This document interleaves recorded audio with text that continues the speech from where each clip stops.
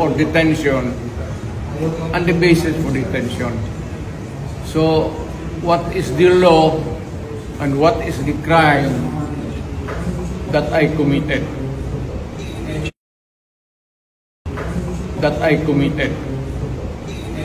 Show to me now the legal basis for my being here. As apparently I was brought here not of my own volition. It's somebody else's. Kung hindi ibang tao, ikaw siguro, because this is your structure.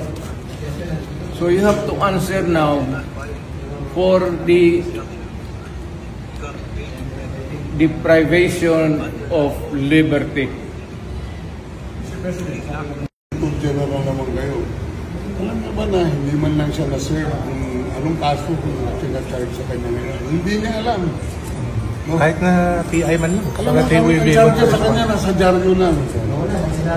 And then, hindi pa kayo na ganito ginagawa natin. Sumusunod tayo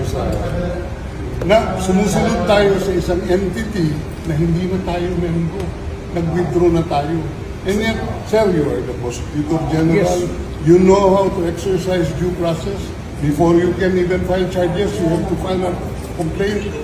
We have to file a counter affidavit. Without doing those procedural process, here we are being issued a warrant of arrest, questionable warrant of arrest. Ano naman po, sir? Sir. There's naman doon blooper, puro pagdating sa trial dyan, tatawagin kita sa witness stand. Sabihin ko, you're the person who arrested me. May I know the reason why? Have you read the documents? Or at least, have you read the case at that time when you made the arrest?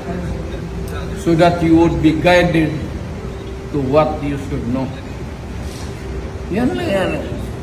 Kaibigan tayo, galing ako gobyerno.